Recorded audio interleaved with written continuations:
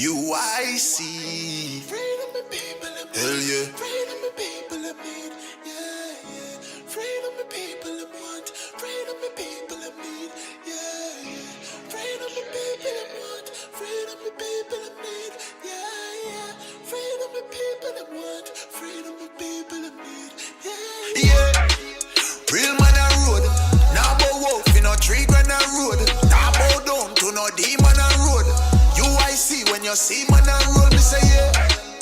Real man a road. Now bow wolf in a tree grand a road. Now bow down to no demon a road. UIC when you see man a road. Ready for broke every chain. That when you free up the people, levitate. Jamaica.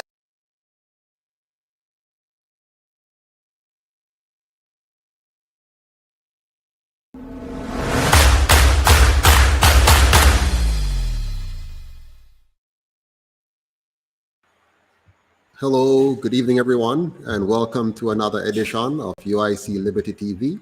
I'm Joseph Patterson, president of UIC, and tonight we're going to be talking about the NHT. We're going to understand what's happening with the NHT. Our topic is actually the National Housing Trust. Is this another scam? So tonight I'm going to explain to you what is good and bad about the NHT.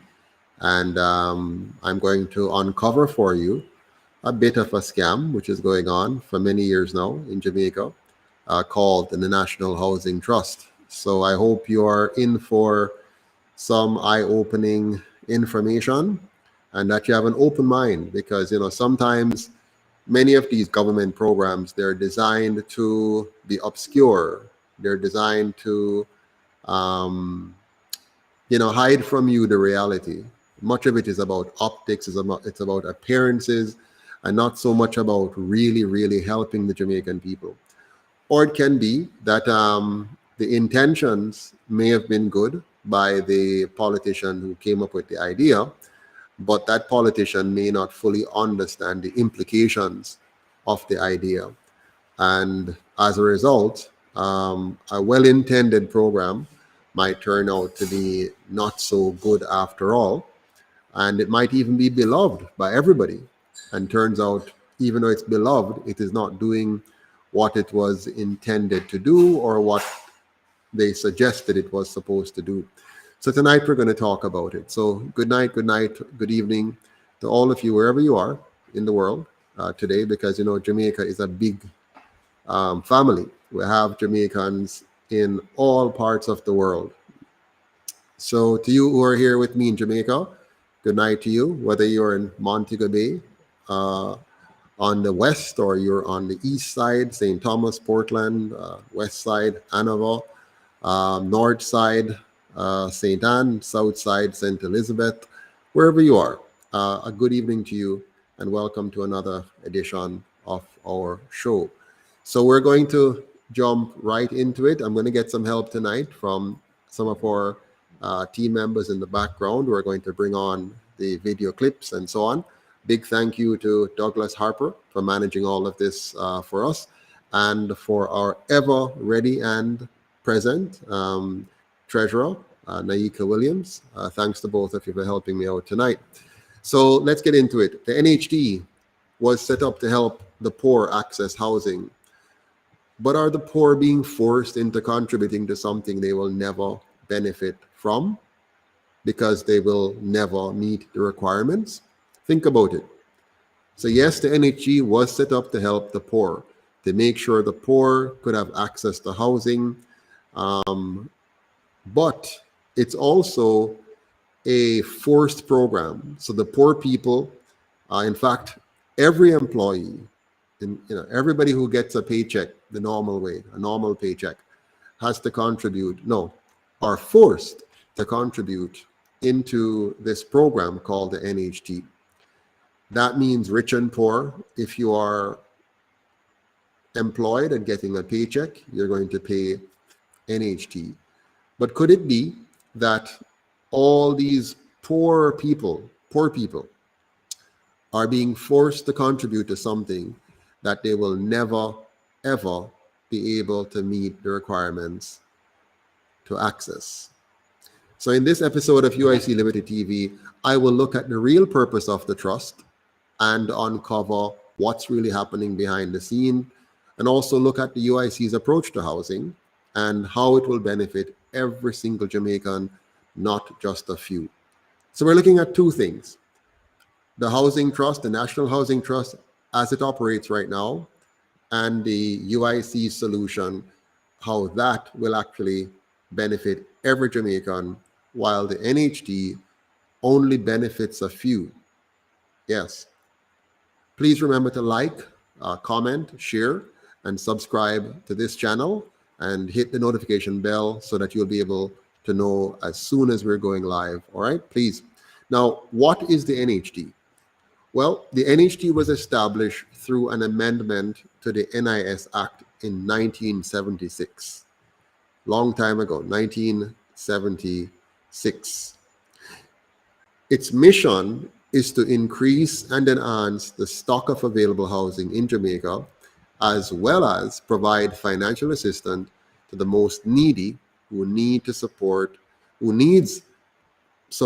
to build, buy, or repair their homes. So remember, a key objective of the NHT was to provide financial assistance to the most needy, the people who need support to build, buy, or repair their homes.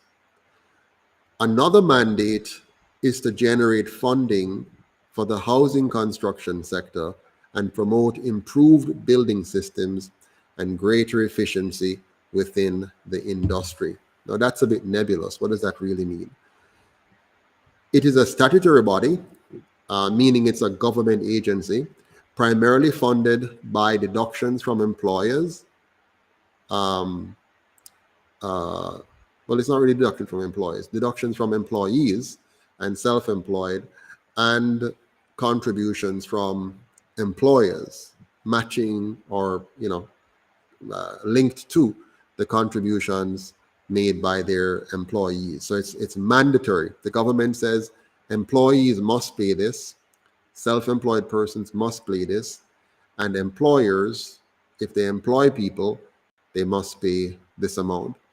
And you also have voluntary contributors like Jamaicans living overseas who can also participate and contribute to the process. So if my team is on top of it right now, they're going to share a video with you, and we're going to see how that kind of works. So let me see if that's going to pop up. And if it does, we're doing well. If not, something isn't going so well yet. So waiting to see if that will come up. Hopefully very soon. And while we're waiting, so I've got an essay written. Whoops. And, while we're and waiting, I've been working on it for about a week. Whoops. So while we're waiting for that to come up, let me just do a quick shout out to all of my friends online here. I see JMH, Lion Rule the Jungle, Without Fear. Welcome. Good night to you. Stuart H. Smiley.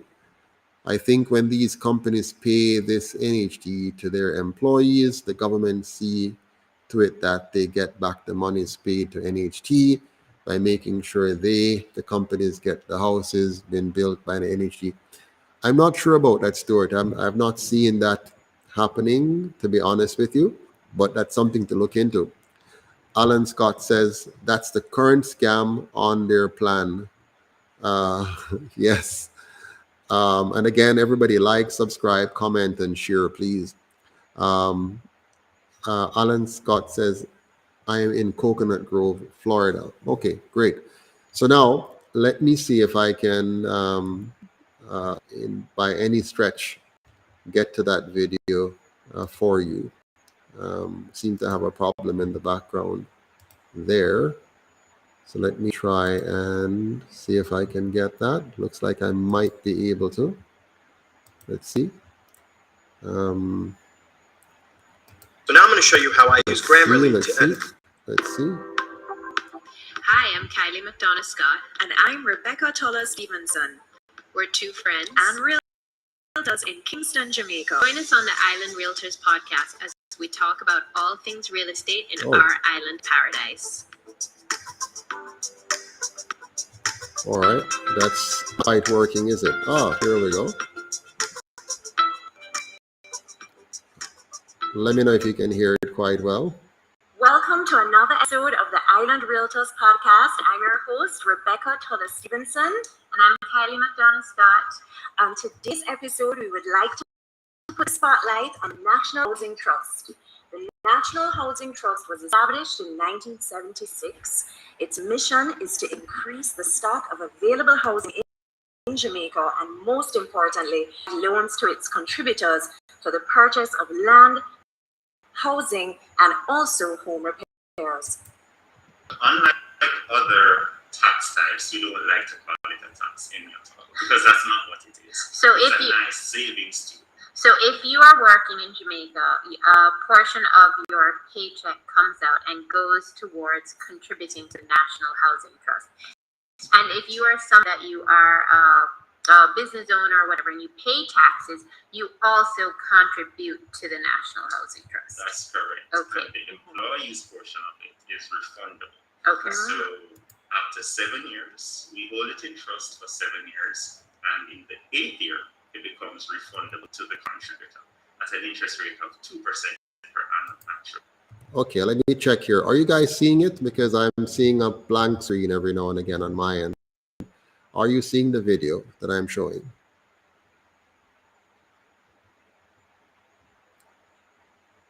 Are you seeing the video? Can you confirm for me if you're seeing the video? Are you seeing the video? Hello, team backstage. Are you seeing the video? Okay. Some say yes, some say blank. Could the crew at the back end tell me what you're seeing? Is the video showing? So I'm going to try to play it again. Let me know if you're seeing it. And at 2% per annum, the person's might think, that doesn't All right, sound like a so lot.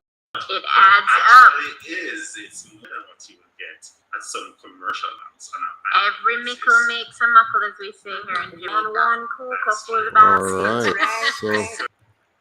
all right, so that is not working out. So it keeps going blank. So one of the problems there we have. So let me get rid of that and we'll just jump right ahead. So I'm going to do this without the video. So some lovely ladies and a gentleman was going to describe for you how the NHT works. Well, I will try to see if I can do that without their help tonight. Now, the bottom line is the purpose of the NHT is to provide low-income earners with an opportunity to access a loan to purchase a house. That's the bottom line, right? And there are some limits that are set where that is concerned, and and some requirements that are set for you to meet. And we can look at some of those requirements. But before we do that, let's look at one of the key things that is supposed to happen after you have contributed to the NHT. You're supposed to be able to get a refund after a while. So the first refund that ever took place was around 1983-84, I believe. You normally can get back your money that you have been forced to contribute to the trust after about 8 years of contributing to the trust. So if you had contributed to the NHT, say in 2014, you would now be able to apply for a refund of those contributions and for any contributions made prior to that year for which you had not received a refund. If you have a mortgage with the NHT that you receive directly from the NHT, you should not apply for a refund as it will be automatically credited to your mortgage account according to the rules. Now, these refunds are supposed to attract an interest rate of 2% per annum. So you're supposed to get 2% per annum on the money that you have contributed. In the video that you weren't able to see, the person speaking, obviously representing the NHT, talks about this being a savings, and this is really good. It's not a tax; it's a savings, and you're getting 2% on your money. You would not be able to get that at the bank today, and so on. So he was really bigging it up. What he failed to mention, and what I'm going to tell you today, is that the money that you're going to get back as a refund 8 years later will be far less than what you gave the institution 8 years prior because of something called inflation. So in other words, the government has scammed you because they would have taken your money from you by force, by taking it from your taxes, from your income by force, and then they're going to return it to you 8 years later, grossly devalued. Just imagine you having, say, $100,000 8 years ago, 100,000 8 years ago. You could buy so many things with that. As a matter of fact, you could also buy US dollars if you wanted to. And you'd have bought that at an exchange rate that's much smaller than today. If you got your $100,000 today, you'll now face an exchange rate of 155 to 1, as opposed to the smaller number it was 8 years ago. You would face the cost of living, to buy grocery, goods and services, or a house, to be much higher today than it would have been 8 years ago. So that $100,000 that they took from you 8 years ago would be worth a whole lot less right now. So again, that's not savings, that's throwing away your money, pretty much. Now, to apply for the NHT, you would need your NIS, your TRN, a valid ID.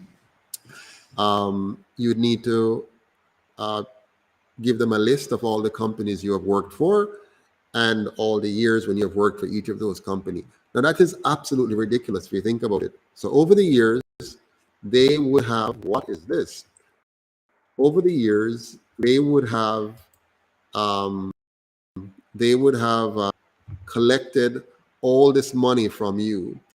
But when it's time for you to get a refund of your own money, you need to tell them where you worked and what year you worked for those companies, for them to then determine how much you should be paid. Now, chances are most persons would not have kept track of how much they contributed to the NHT, and some may not even be able to remember who they worked for. Let's say you started contributing to the NHT when you were, say, 20 years old, for example, or even 17, depending on when you got out of school.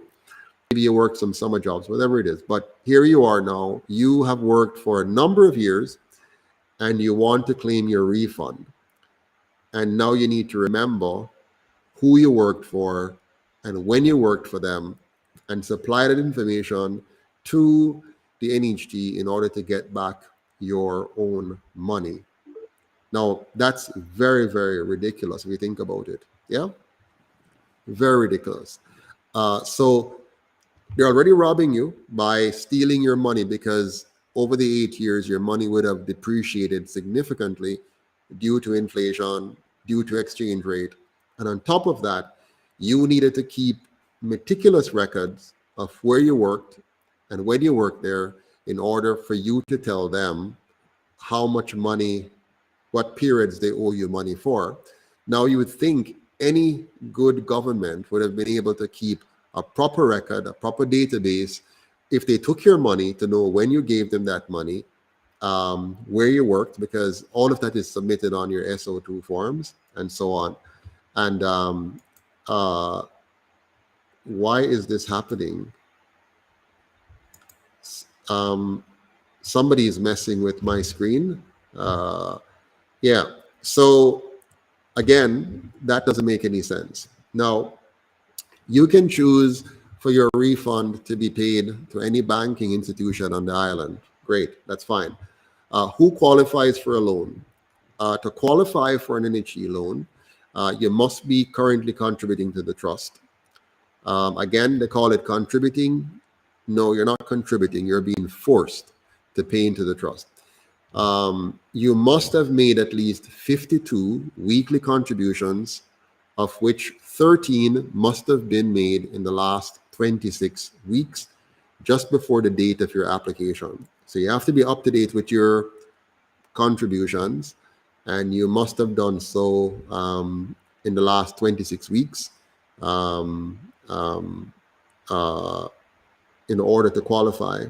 Now, if you're overseas, you can qualify if you have paid into the system for 104 weeks. That's 2 years. And 52 weeks must be paid in the period leading up to the date of application. So again, if you are overseas, you must contribute for a minimum of 2 years or 104 weeks. And you must have contributed for the last 52 weeks up to the point where you're making an application. I hope that's clear. If you're local residents, it's 52 weeks and 13. If you're a foreigner overseas, 104 weeks and 52. Okay.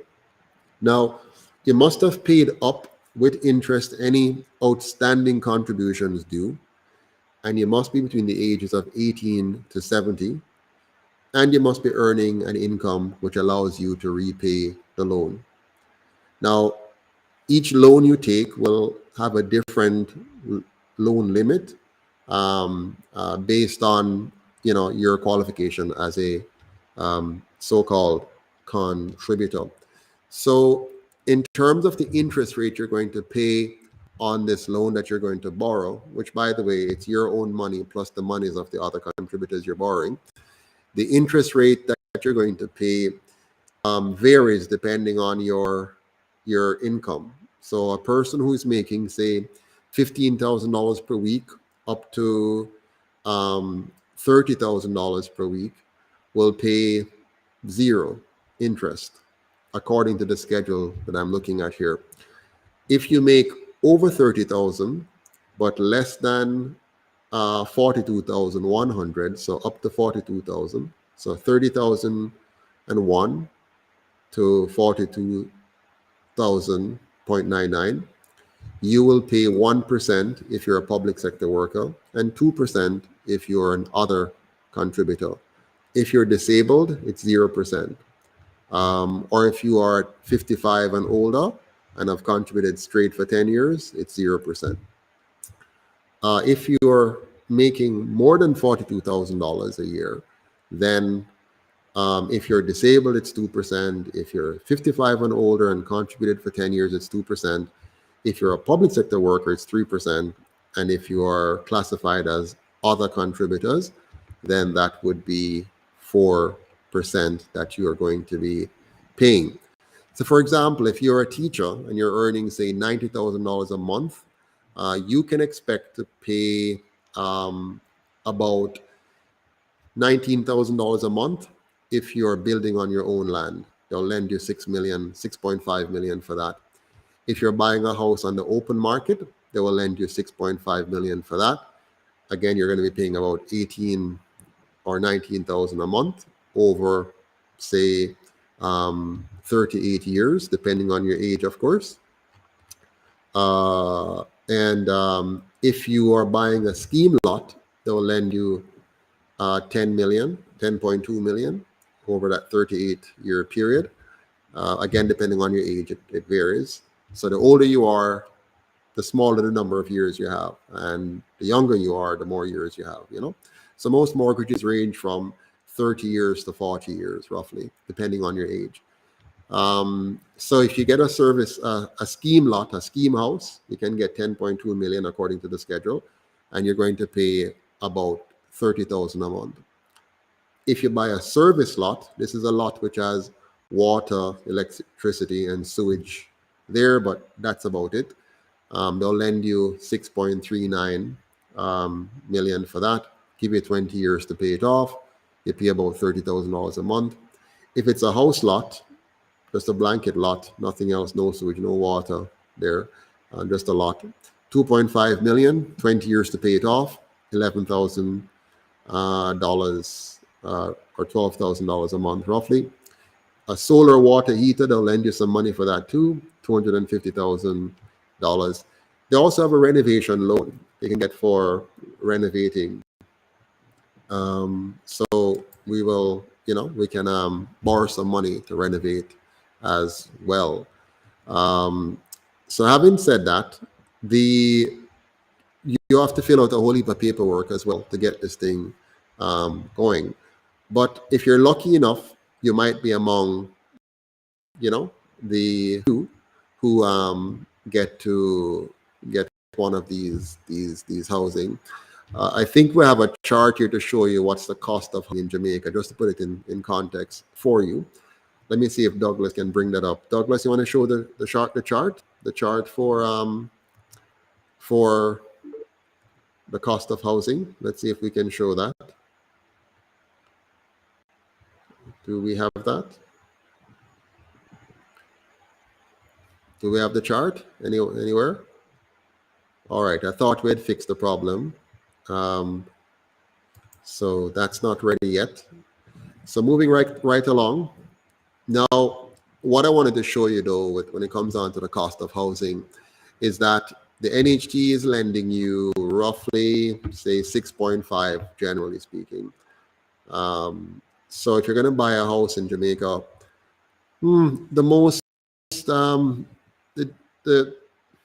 a decent price for a house, for what you're going to consider a decent house in Jamaica, is going to run you, low end, low balling it, like really low, 20 million. On average, 25, 30 million.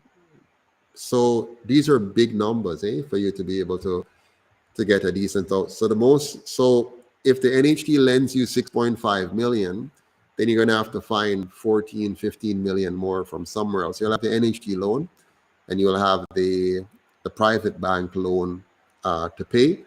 This is going to run you a big chunk of your money. Or if you're already paying 18 million a month or 19 million a month to the NHT, just imagine how much you have to pay the bank as well. Now, will you be able to afford that? The typical Jamaican, unfortunately, isn't able to pay that amount.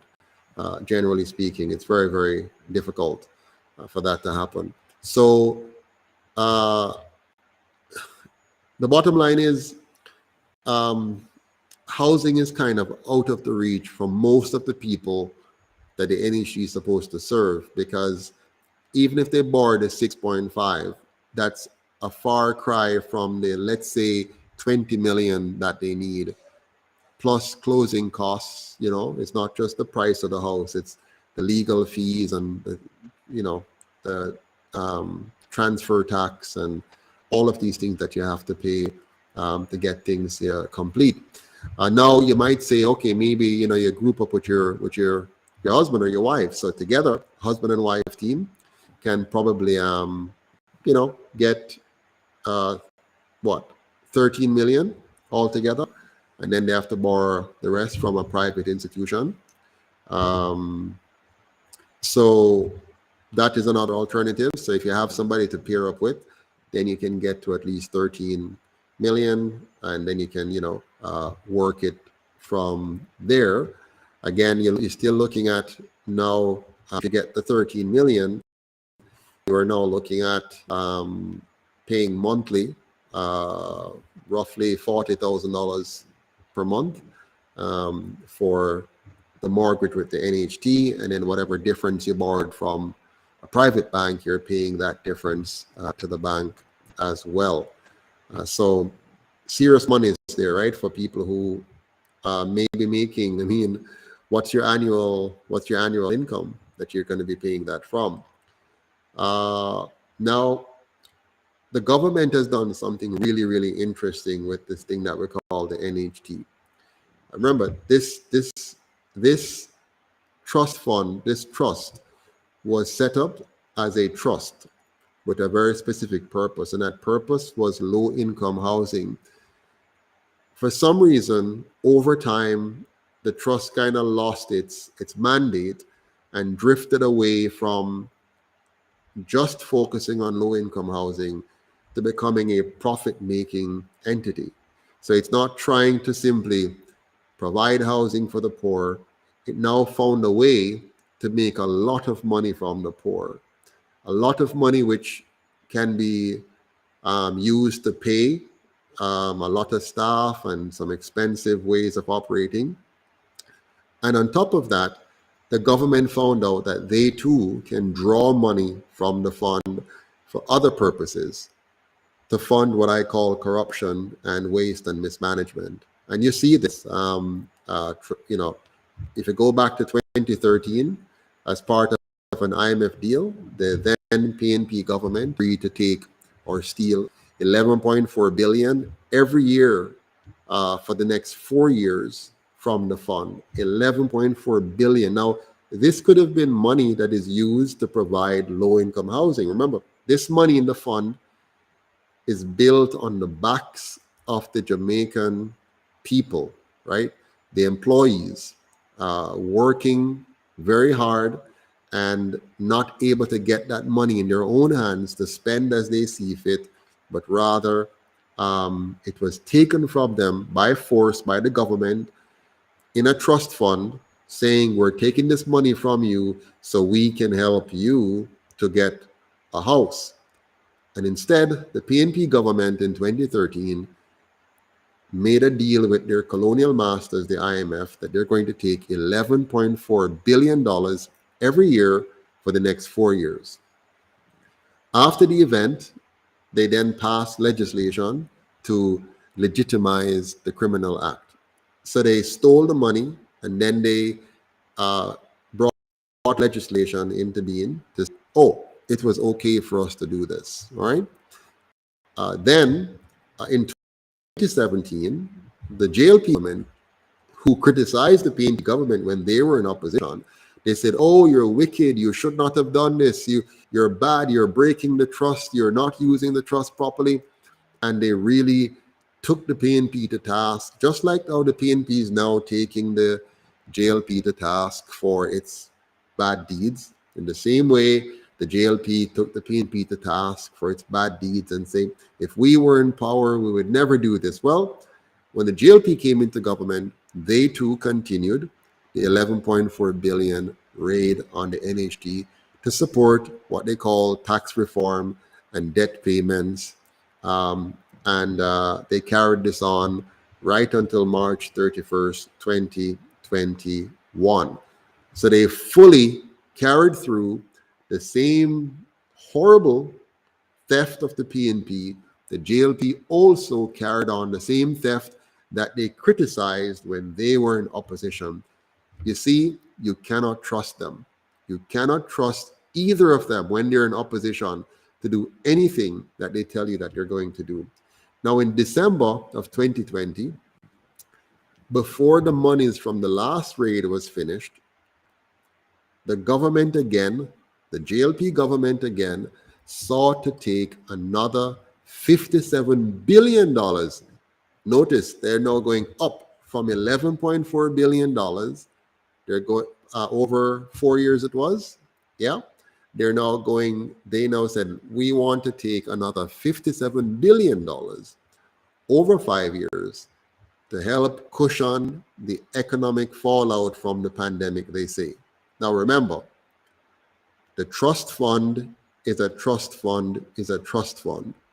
It has a specific mandate, and it's a trust fund by law that says you're going to take this money by force from the Jamaican people in order to provide those who need it most with a home, the poor, that they both love very much. They tell us how much they love the poor, and so they were doing this to help out the poor. Yeah? And so now they're going to take another 57 billion over 5 years to so-called cushion the economic fall. So by 2026, both governments, since 2013 until now, would have stolen roughly $148 billion from the coffers of the NHT, while we have many Jamaicans living as squatters, many Jamaicans living in squalor, many hardworking police officers, teachers, nurses, private sector workers who cannot afford a home, who badly need a home and cannot get one, while the government steals $148 billion from them. Amazing. And then the Prime Minister has the audacity of trying to redefine the NHT as a national asset. The NHT is not a national asset. The NHT is a national trust fund for the poor to receive housing. So the Prime Minister doesn't need to restate or try to redefine the NHT. It was fully defined when it was established in 1976. It was established to provide housing for the poor, full stop.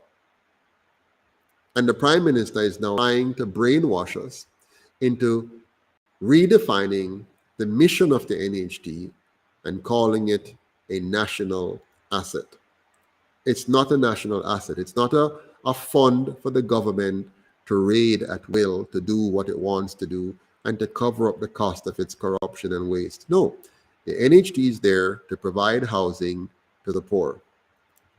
Now, the UIC's approach to housing is very, very, very different. We have a very, very different approach to housing. And I want you to fully understand that approach to housing. It is critical that you understand that approach to housing. And you can find it in our 10-point plan. It is the 4th point in our 10-point plan. It speaks to divesting all crown lands and making every Jamaican a property owner. That's key. So we're not trying to play another game with you and come up with a brilliant government scheme that is going to, what you say now, is going to help us to win votes, but at the end of the day does not result in the Jamaican people getting what was actually promised to them. So tonight I want to walk you through that plan in its simplest form, very, very simple form. I want to walk you through this plan. Very simple. And I'm not, doing any fanfare. I want you to just understand it. So first of all, Jamaica had a lot of land called crown lands. These lands are the lands that belongs to the people of Jamaica. But the government has held on to these lands because the government kind of operates in the same way as the crown. The crown is the name for the colonial masters who colonized Jamaica and many parts of the world, and who set up systems and structures to maintain the colonial power. And even when they leave a country and claim that they make that country independent, they leave structures in place to ensure that the country never becomes independent and to ensure that the majority of the citizens remain somewhat slaves. They might not be slaves in chains anymore with whips, but slaves nonetheless. They control your education system to make you mental slaves. They control your economic systems to make you economic slaves. They control your government and the laws that they create to regulate you, to regulate away your rights and freedoms. So in effect, you're just a modern form of slave. And the two parties that we have had over the last 78 years, their job, their mandate, their mission is to maintain that structure. And they've done a beautiful job of maintaining that structure, a facade of democracy, a facade of freedom, a facade of independence, while they continue to just work the Jamaican people and extract their wealth. And so that's why they still have these lands, and they call them crown lands. And then they give out little pieces here and there as gifts or, political motivated activities and so on. They're not committed to making sure that you, the citizen, are fully free fully financially independent and in full command of your life. They want to continue to be in command of your life. So we're going to take this a little different. We're going to mandate that every single Jamaican must be a property owner. Of course, in your family cluster, the family owns property and it passes down from generation to generation. You might have heard the term generational wealth. Then we're going to start that. We're going to make sure that there's generational wealth to pass down to your sons and daughters and so on. We're going to erase the garrisons and erase the ghettos and erase the squatter communities by replacing all of that with a well-planned, well-developed condo structure that will allow you to own a beautiful flat, a beautiful condominium, or if you can buy a detached home or whatever. But at least we're going to make sure that you have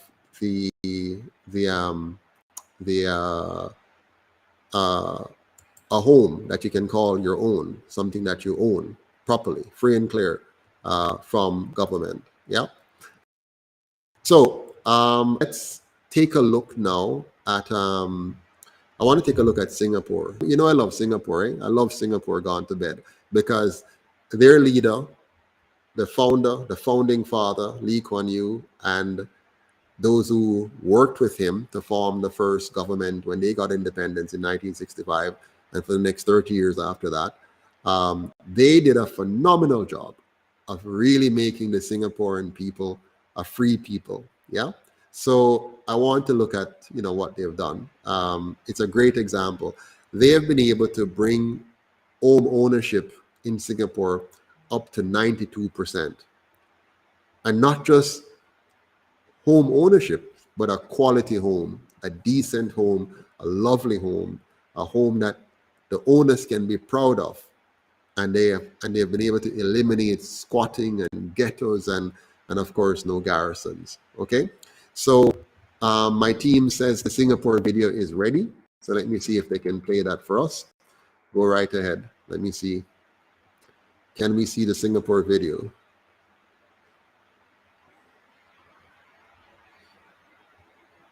All right. So make it full screen so that we can see full screen, and go ahead and play.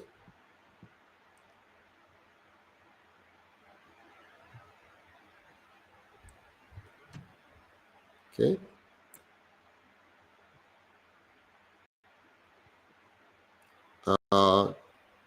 Are we hearing?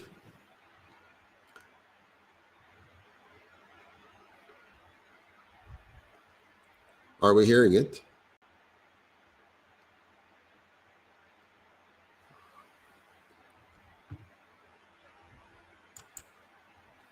All right. So look like we still have some technical difficulties there. But let's try it another way now. I'm going to try something else here. Bear with me. So you must see that video. That video you can't afford not to see. It is just a beautiful video. So I'm going to try to play it from my end, since the tech team is having some challenges. So let me see if I can get it playing here from my end. Let's go here. Let's see. Voices from Speechless. You listen to this. Public housing is often considered low in quality and high in crime, but it's a totally different story in Singapore. Government built up in Singapore are clean, safe, and well maintained, and about 80% of Singaporean houses live in them. Singapore is also one of the few countries in the world to achieve almost full homeownership status. Over 90% of the city's households own their own homes. But it wasn't always this way. Here's how Singapore fixed its housing problem. In 1959, when Singapore obtained self-governance from the British, the city was having a severe housing crisis, struggling to accommodate its growing population. In 1960, Singapore's first Prime Minister, Lee Kuan Yew, and his government set up the Housing and Development Board, or HDB, a public housing agency with a mission to build rental units for the poor. At the time, many immigrants, including those from Malaysia, were living in unhygienic slums. Amid increasing racial tension between Chinese and Malays, the HDB had a hard time convincing them to leave formal settlements for new high-rises. Then came the still unexplained fire which broke out in the squatter settlement of Bukit Ho Swee on the 25th of May 1961. An area of 400,000 square meters was razed, 4 people were killed and around 16,000 left homeless. The government successfully rehoused all of the fire victims within a year and built new housing on the site of the disaster in the next 5 years. Its speedy reaction won over the people and paved the way for future public housing projects. Singapore must be one of the few places in the world where a statutory board satisfactorily completed everything it set out to do in its first 5-year plan. By 1965, the HDB managed to build over 51,000 apartments, rehousing 400,000 people, a quarter of the then population, solving the housing shortage. Apart from renting out apartments, HDB also started to sell them in 1964. Singaporeans are required to save part of their salaries in a state-managed plan called Central Provident Fund. At first, the fund only provided for retirement. Then, in 1968, the government allowed the use of the fund for housing expenses, helping more people become homeowners. Unlike many other countries, Singapore's public housing is not only for the poor, instead it caters to the masses.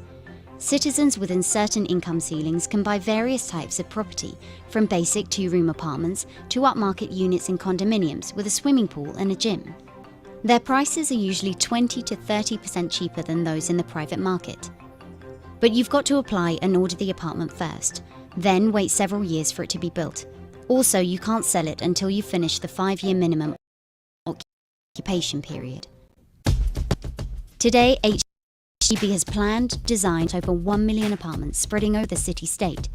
The percentage of people living in public housing has grown from 9% in 1960 to 82% in 2016, and the home ownership rate has also increased rapidly with the rise of Singapore's economy.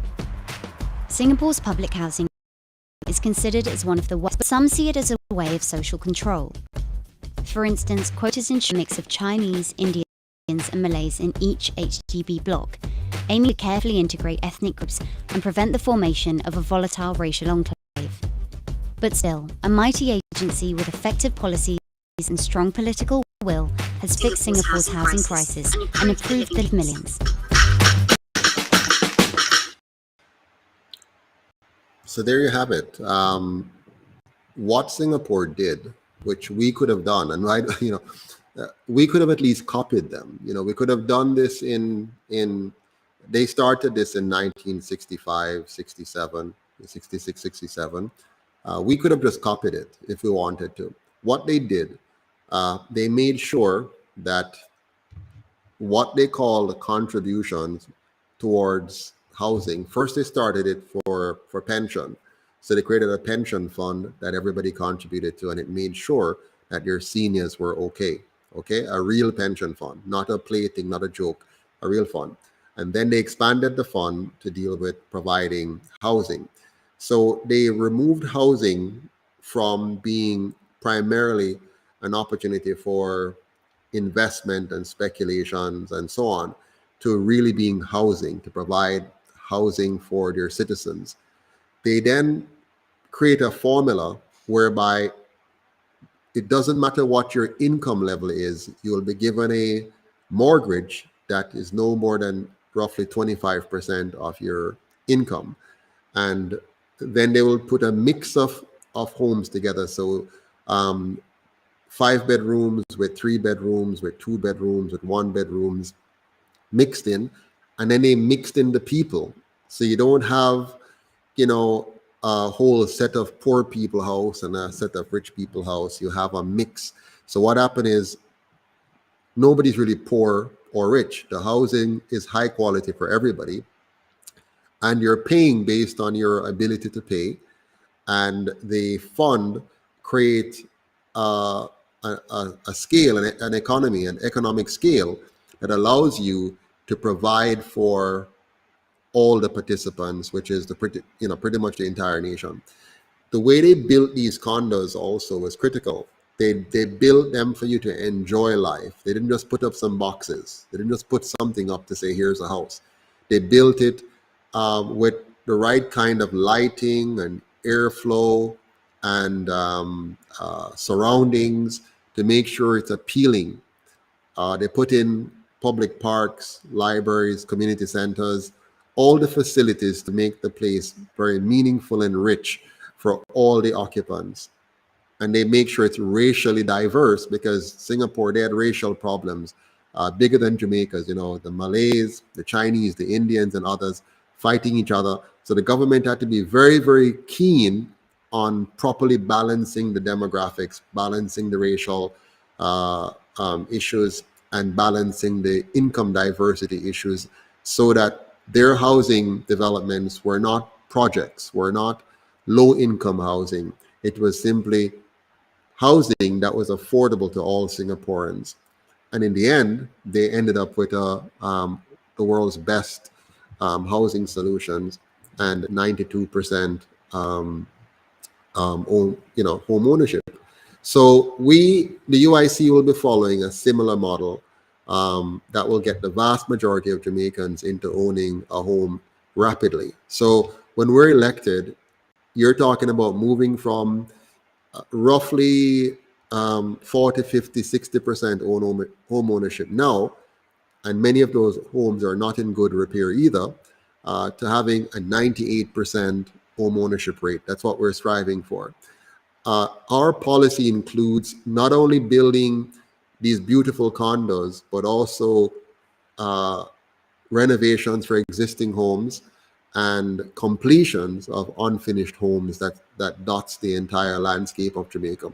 So a full program of bringing all of those homes up to standard, renovating those that needs to be renovated, and putting in these lovely condominiums, while saving the vast majority of our good lands for farming.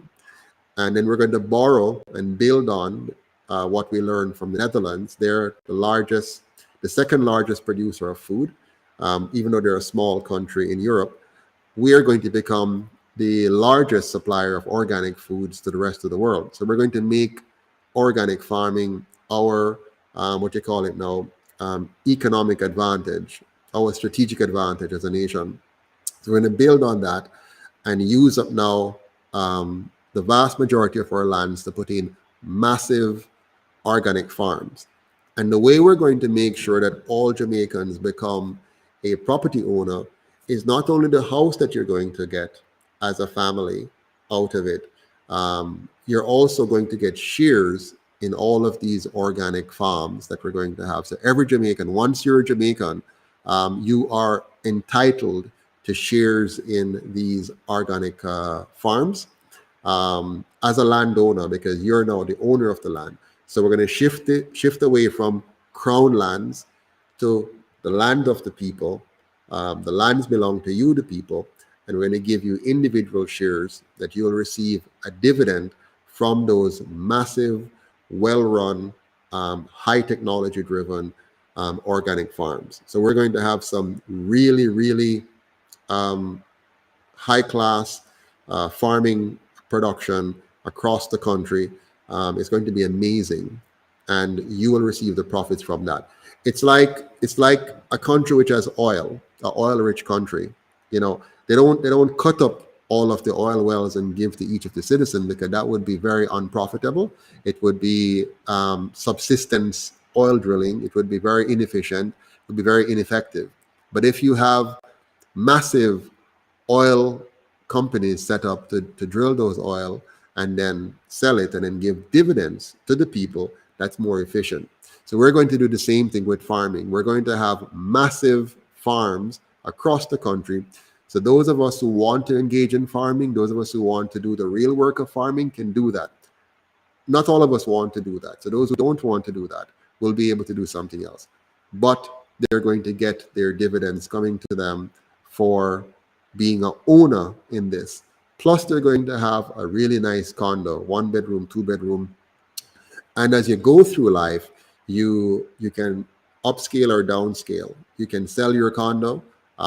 You can, let's say you get rich and you want to move out and get one of the nice detached homes somewhere, wherever. Yes, you'll be able to do that. You'll be able to sell your condo and get one of that. But the bottom line is we're going to make sure you become a property owner. So a few things I want to share with you. Let me see, by the way, if I can get you. No, it's not going to work. I want to share with you a few takeaways.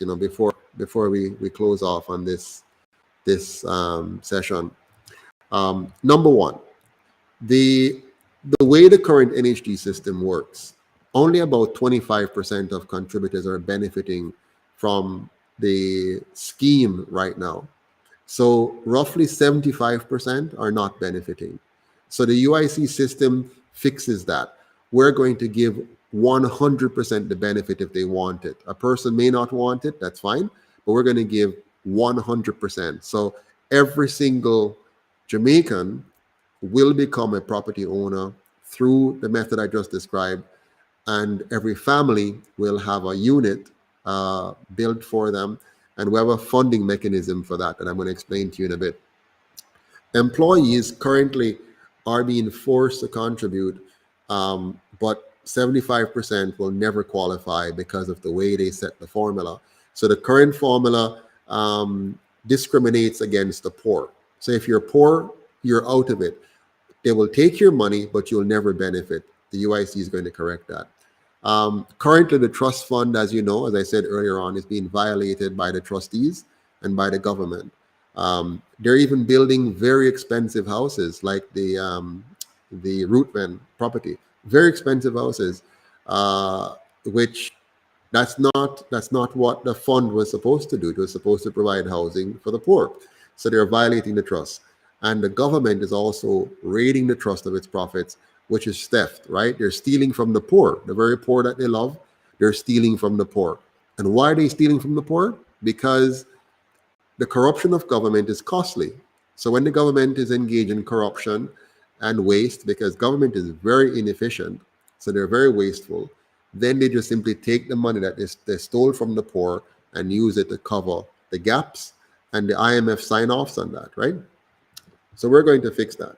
Now, you must also realize that the contributors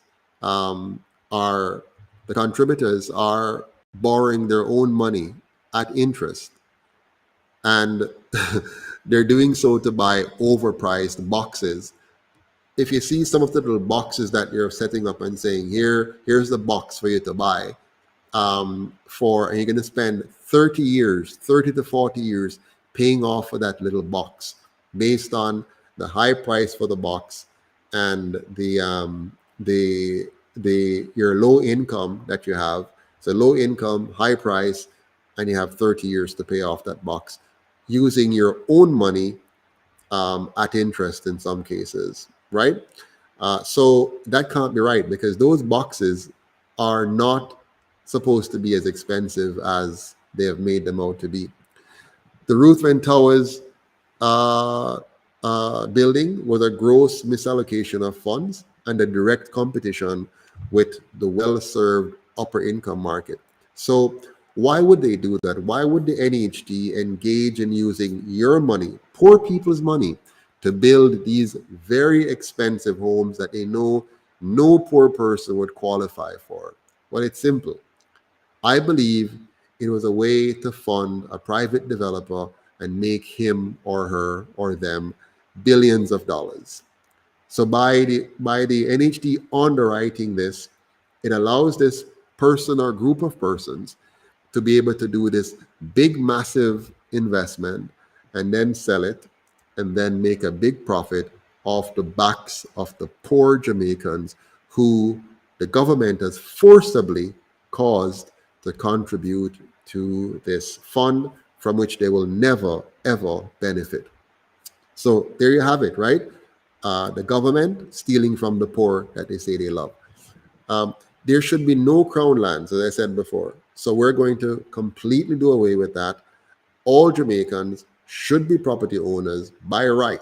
Now, this is something that's coming back from, prior to slavery and slavery.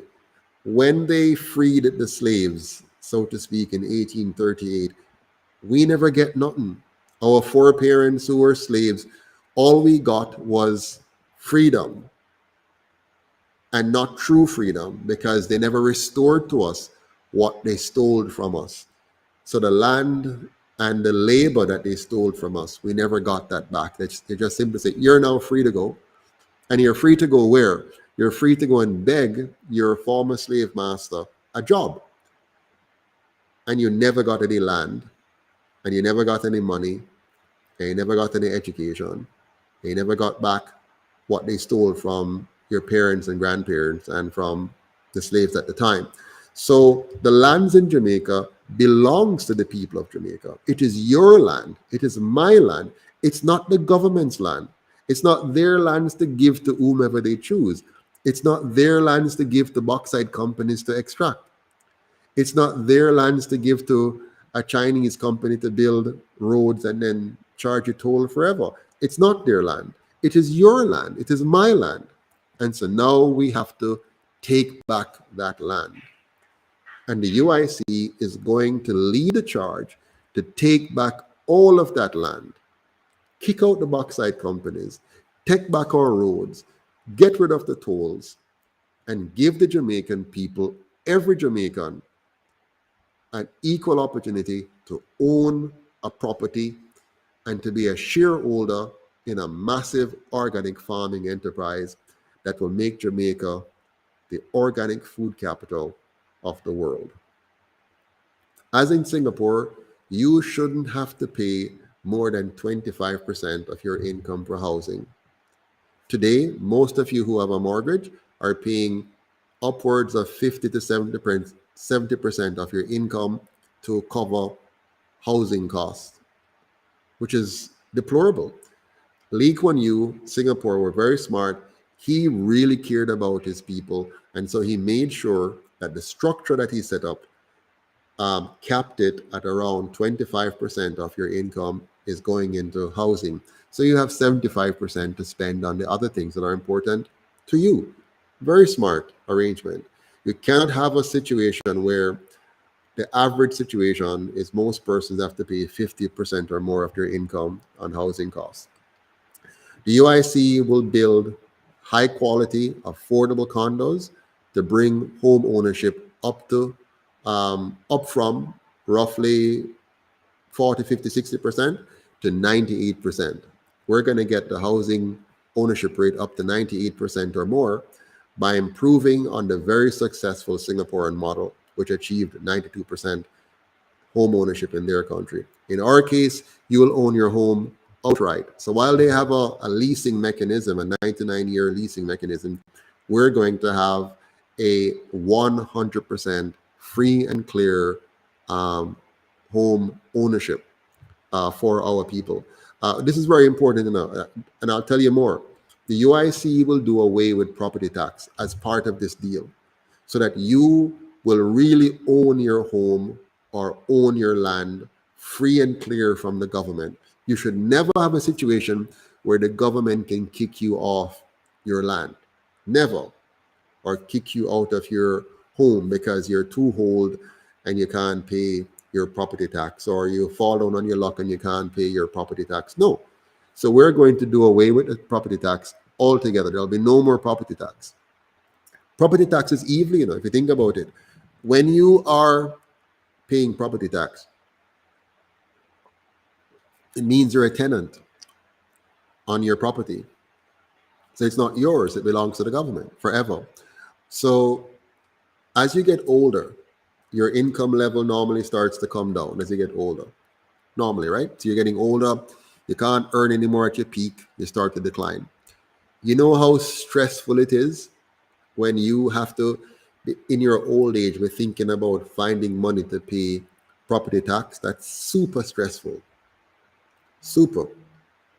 So under the UIC system, seniors will live stress-free, unencumbered by the need to find money in their old age to pay property taxes. Yeah. So not only will the UIC convert all crown lands into mega farms like the Netherlands to make Jamaica the organic food capital of the world, farming will become our competitive advantage again. Every Jamaican will be a shareholder in these farms. This will help to fund our massive housing program and eliminate squatting and ghettos. And that is why we will no longer need property tax revenues at all, because we're going to replace that with a new economy. There's also the factor of our tourism product, which is very different, which is going to make Jamaica an all-inclusive tourist resort, meaning all of Jamaica. So east to west, north to south, every parish, every community, every town, every division, every nook and cranny will be open to tourism, will be built and designed to look and smell and feel like a tourist resort, not for the tourists, but for we the people, because the UIC is going to respect us. We're going to have a government that respects us enough to give us good roads, good sidewalk, good parks and gardens and floral arrangements and well-maintained public spaces, because we deserve it. We must enjoy a high quality of life for ourselves as a people. And then we invite the tourists in to come and enjoy what we are enjoying every day. They'll come and enjoy it for a week or two and go back on them yard, but we will be here 24/7, 365 days a year, 52 weeks a year, enjoying the sun, the sea, and a well-maintained country. We deserve to have that. Now, one of the questions you might ask is, my God, Mr. Patterson, how are we going to pay for all of this? We can easily pay for all of this by simply doing exactly what the UIC has set out to do. We're going to have a simple, fair, and transparent taxation structure. We're going to have 2 taxes in all of Jamaica. You will not have all the plethora of taxes you have now. We're going to only have 2 taxes. We're going to have an income tax where all of us pay 10% on our income from all sources, all of us. Doesn't matter who you are, rich or poor, middle class, whatever you call yourself. Once you earn $1, you're going to give 10% of that to the government to ensure you have a safe, clean, and orderly environment that you can live in comfortably and achieve your maximum potential because of that infrastructure. That's cool. That includes, of course, good roads, sidewalks, street lights, street signs, all of that. Wonderful public goods and services. And then you're going to have a 10% sales tax, which we call the GCT. So we're going to reduce that from 15% to 10%. And this tax we're going to use exclusively to ensure every child has the nutrition, education, healthcare, and housing that they need to succeed as a top quality human being. Every child. Of course, this extends to the family. So every family is now going to have a planned protection, a planned system to ensure that your child receives the best education possible, all the way up to PhD if the child can manage it. So this 10% tax, which will replace the NHT and replace all the other stuff that we have there, the whole heap of different taxes. We're going to only have 2 taxes, income tax and the sales tax. The sales tax is going to be our poverty elimination tax. It's a tax to take care of our environment, the tax to plan for and be ready for emergencies, the tax that will ensure that no child is left behind, that every child will have the same quality, high quality education as any other child. High quality education, high quality nutrition, high quality healthcare, high quality housing, and an environment that is conducive to them being number one. So we're going to take a leaf out of the page of the Singapore book and truly invest in our human capital. Nothing will be more important than our human capital. Nothing will be more important than the people of Jamaica, the individual citizen, every citizen, no matter where you come from, no matter what color you are, no matter what family background you're from, no matter who you know or who you don't know, once you are a Jamaican, you're going to have a system that looks out for you. Even if you're overseas, even if you're abroad, the UIC system will take every Jamaican as vitally important. Wherever you're there, we're looking out for you. And that is why we're going to open up the voting to all Jamaicans wherever you live. You get to vote in Jamaica's political structure by remote, distant voting. If you can't make it, if you can't come here, you vote by absentee ballot, if you will, electronically or otherwise. A very open system that will allow Jamaicans all around the world to be a full part of the process.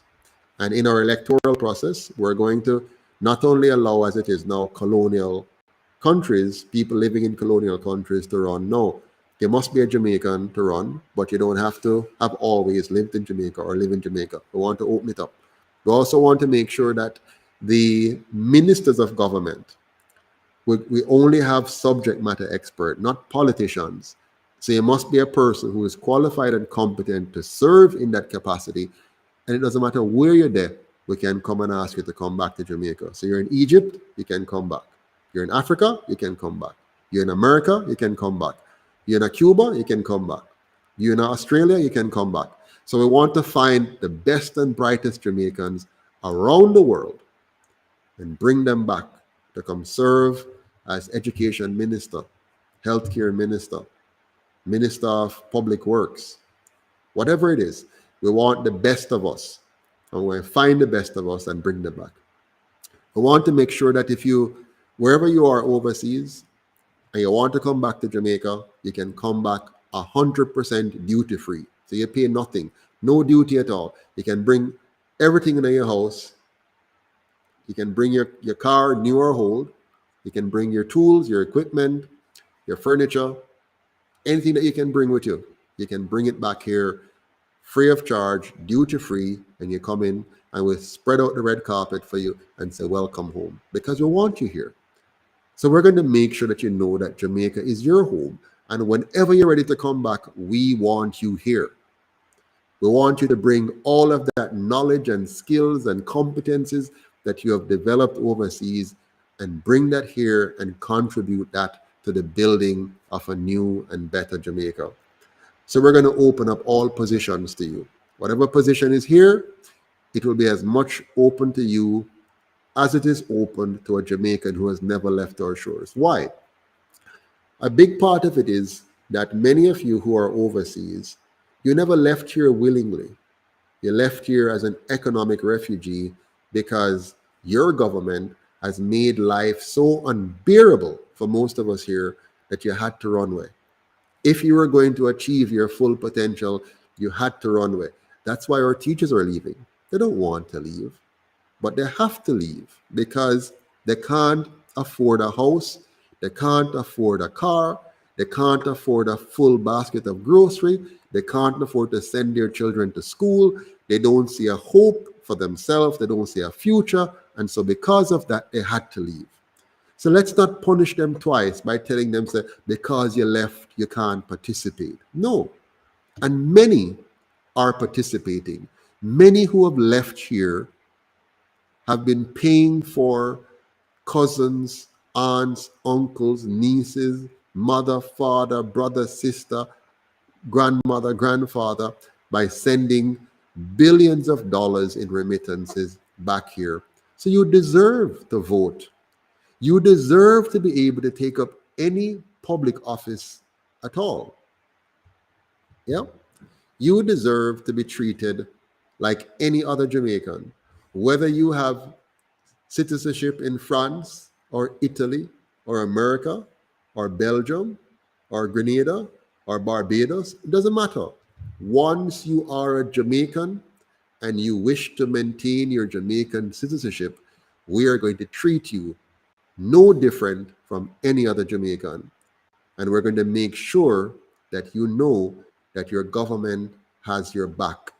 So if you're in a country and that country is at war, we will come and get you out. If you have been unfairly incarcerated in a country, we are going to come and help you out. If you are having difficulties wherever you are around the world and you reach out to your government, we are going to do everything possible to help you. That's the kind of Jamaica the UIC wants to create. A Jamaica that looks out for, protects, and benefits all Jamaicans equally. When I become president of Jamaica, I will not be superior to you. I am just going to be your chief servant. I'm going to be the person who, that's my role. I have taken up this role to say I'm going to be the architect of a new and better Jamaica, and I'm going to work on that while you work on something else. You're going to work on building your life, building your family, building your community, and contributing to the national development in whatever context you can do that in. So I will do my job, but that doesn't make me better than you.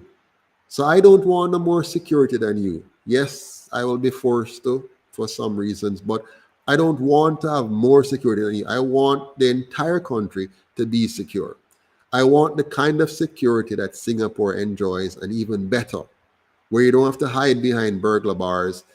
You don't have to worry when you're walking on the street that somebody's going to take your wallet or your purse or are going to, stick you up and rob you or murder you. We want a safe Jamaica for me, for you, for your family, for my family, for all of us.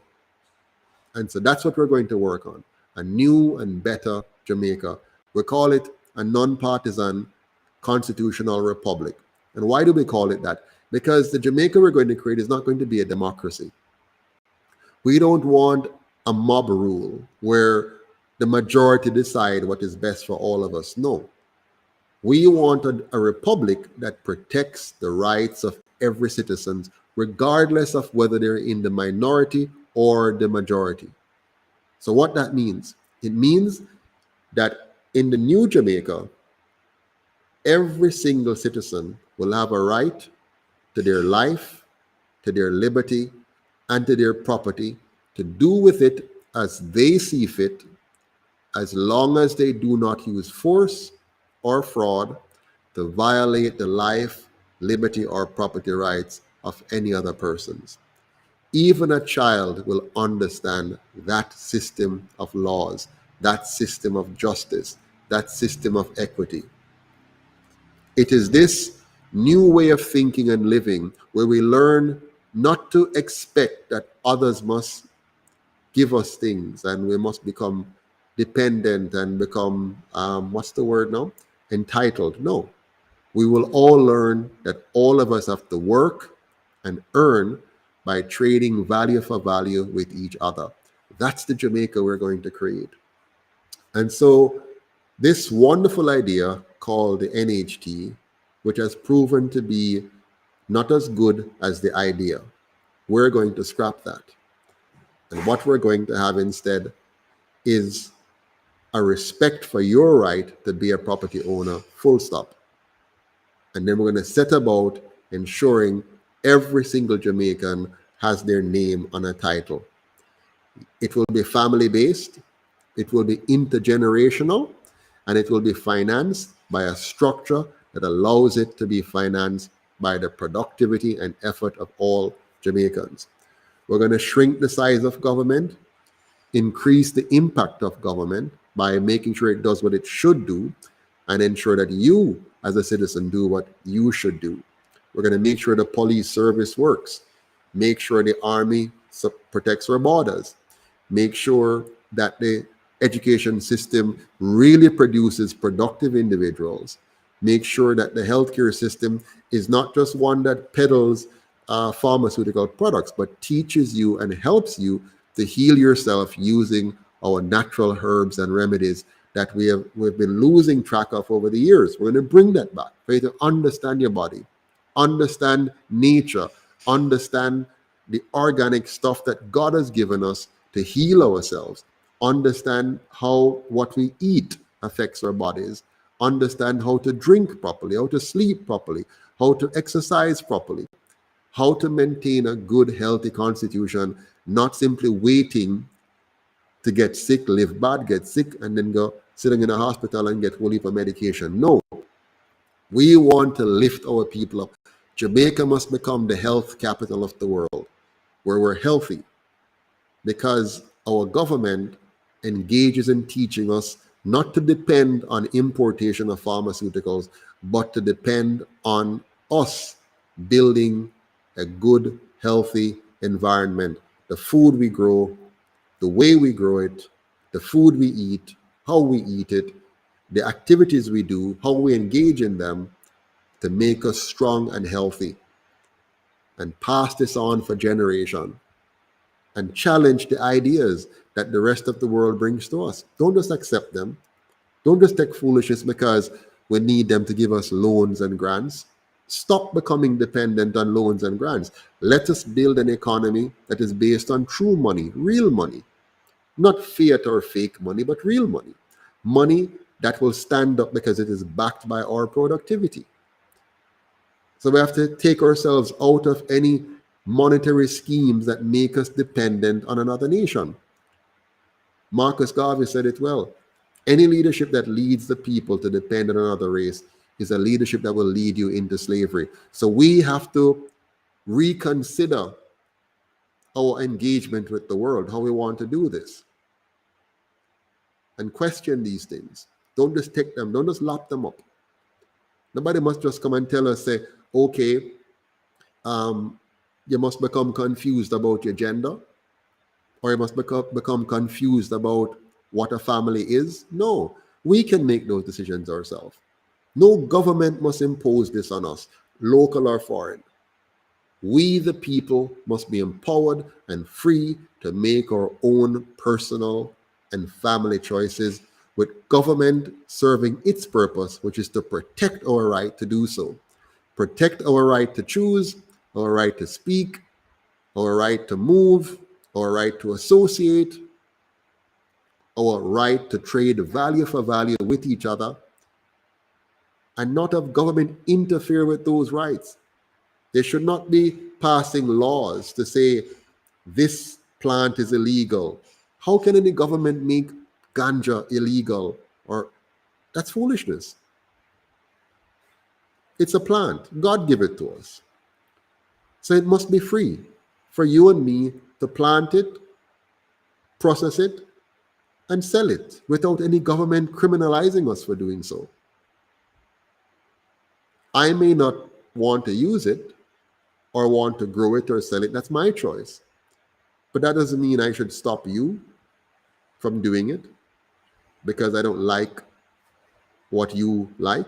You must have the right to make that choice for yourself, as long as you do not use force or fraud to infringe on the rights of anybody else. That is the golden rule.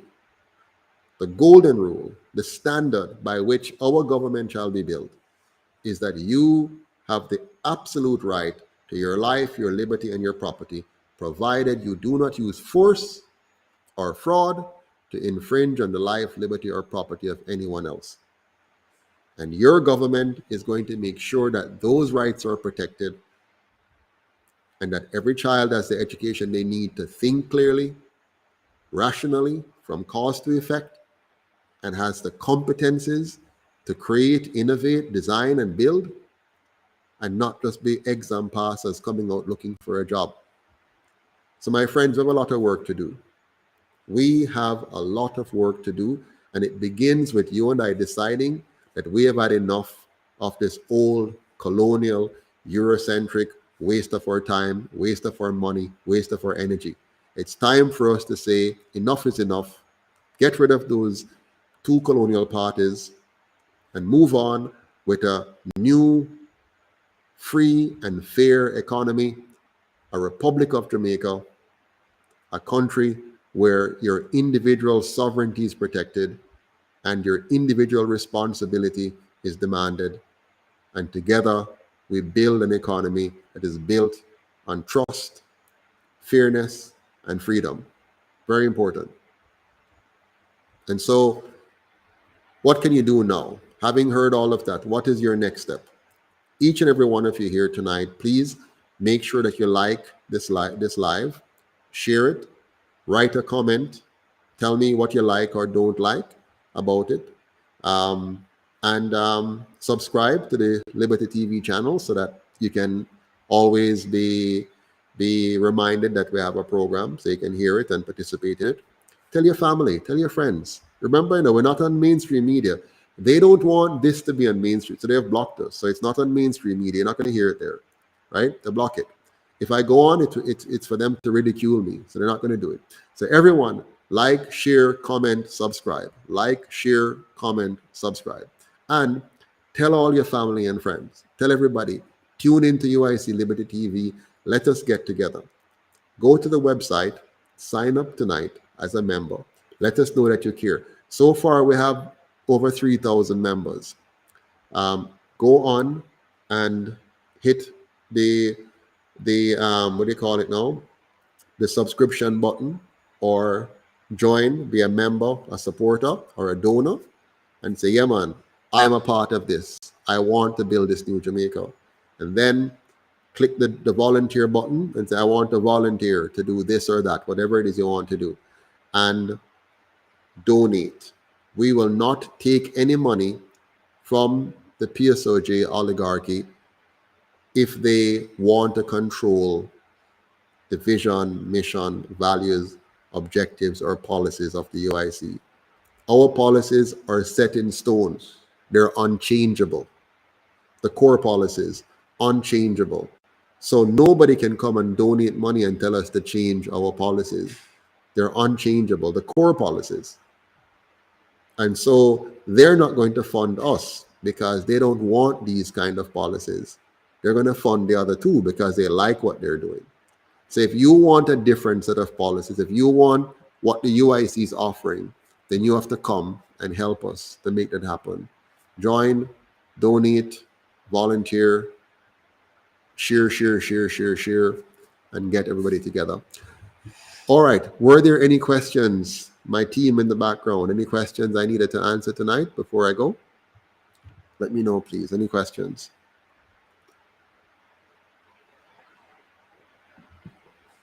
All right. Go ahead and put them on screen for me, and I will answer them right away. We only have 3 minutes, so let's do them quickly. And while I'm waiting for the questions, a big thank you to all of you for being here with us tonight. Question, what about the property taxes? Will UIC abolish them? Yes, we will. Property tax will go. We're going to abolish property tax. Read my lips. There'll be no more property tax when the UIC is elected. Next question. So without property taxes, how will municipal corporations function? Well, we're not here to fund municipal corporations. Our goal is to fund the things Jamaicans need.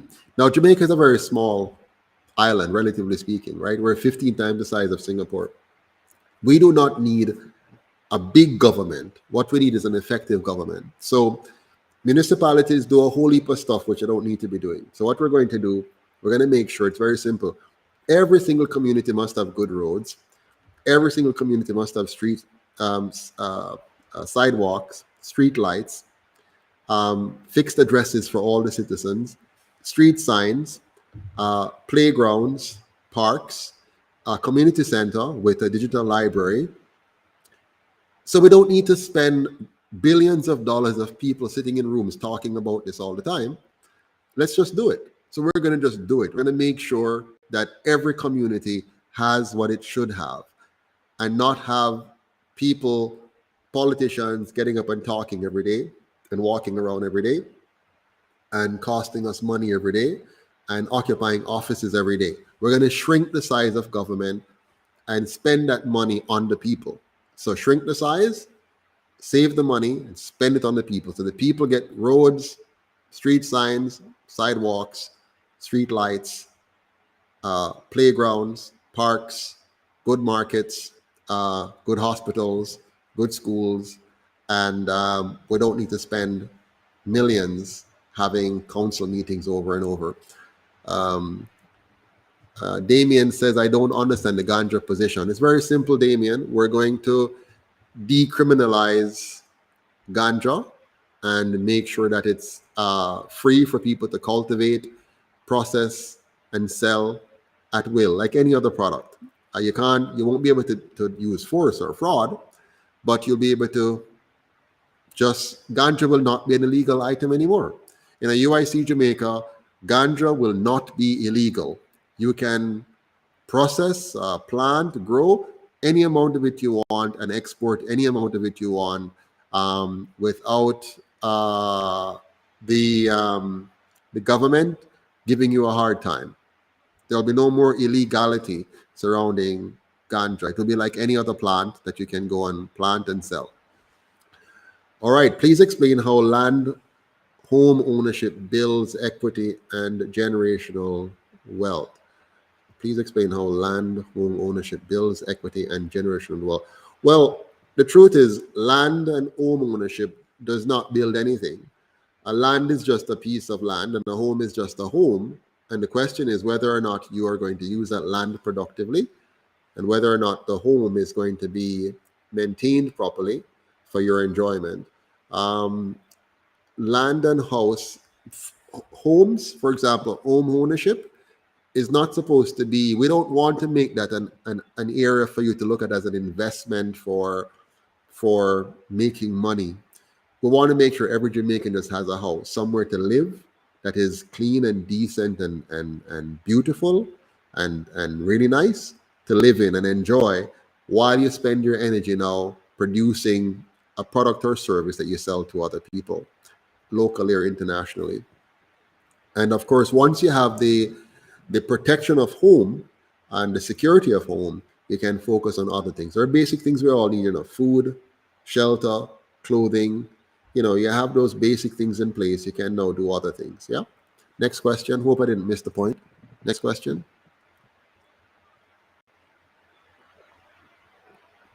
When elected, would you create a new sanitation department and how? I don't know why I say a new sanitation department, but when elected, we're going to have a public works department, which will take care of all of the public amenities, roads, garbage collection, sanitary facilities, waste management. All of that will be done by the public works very efficiently, very effectively. And it's going to be non-politicized, so it's not a political issue. Whether you elect a person that looks green or orange or blue, it doesn't matter. The public works will do what it should do every single day, every single morning, every single night, every single month, every week, every year. You'll just have your garbage picked up, your streets cleaned, your sewage being treated properly, and all of that. So we're not going to have what we have now, which is a hodgepodge of stuff happening. It will be very, very clear which ministry is doing what, and it will be non-political.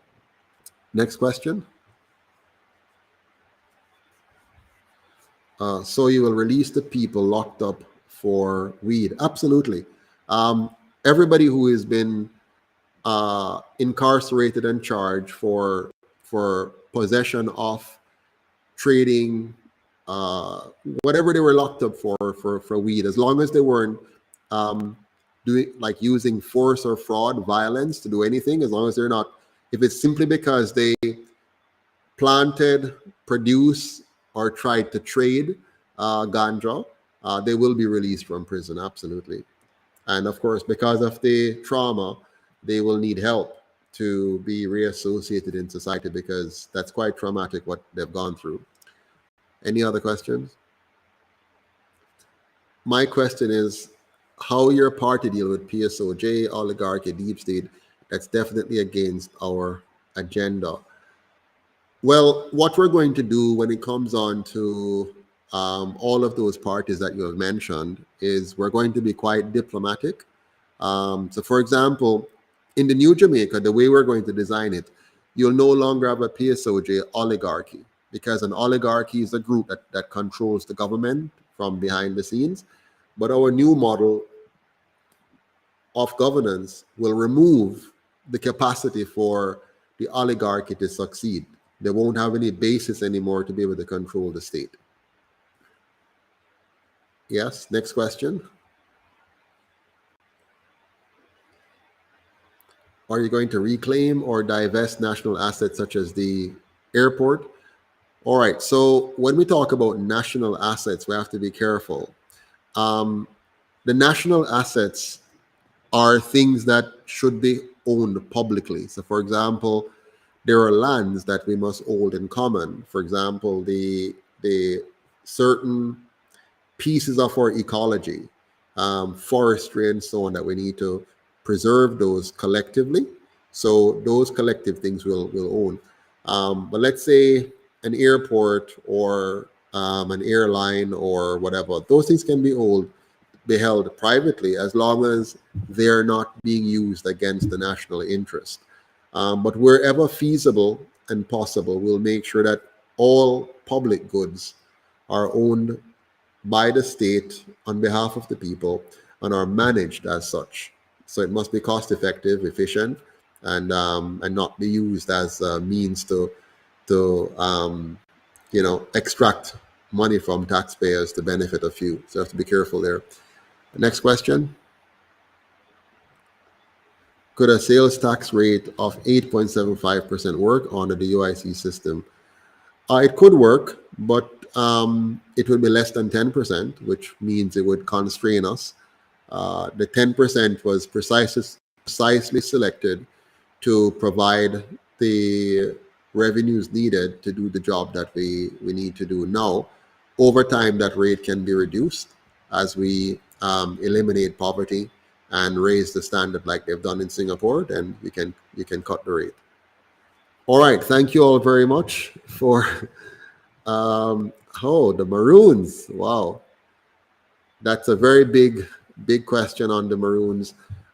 In my opinion, the most important thing we must do once the UIC takes office is to have a commission that looks into all of the facts surrounding the Maroons and their claims, and then making sure that we come to a conclusion that is based on a complete respect and regard for the rights of all Jamaicans and for any claims that can be made by any citizen or any group of citizens, including the Maroons, the Rastafarian, and so on.